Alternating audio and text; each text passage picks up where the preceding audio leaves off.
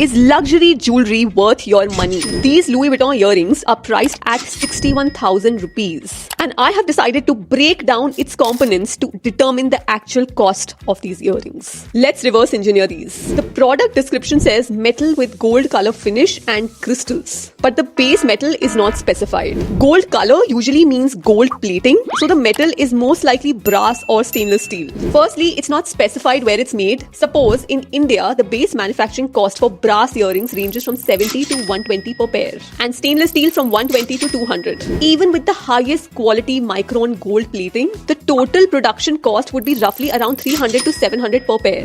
The crystals used in fashion jewelry typically refer to glass. These earrings also use standard pushback closures, which loosen over time and are meant for only light to moderate wear, not everyday wear. Higher value jewelry usually has more secure closures like screw bags or locking bags, which ensure its durability. So for a price of 61,000, the estimated production cost would be about 600 to 1350 at best, which raises the real question: are you paying for materials and craftsmanship or brand positioning and logos? And before you assume, I'm actually not anti-luxury, I am talking about spending consciously. If you have this kind of disposable income, then buying fine jewelry from your local jewelers who use precious materials and solid gold will have more durability and resale value. Pieces that are timeless and can be passed down. It's about understanding the difference between shosha wali luxury या असली value wali luxury. What do you prefer out of the two? सच्ची सच्ची बताना.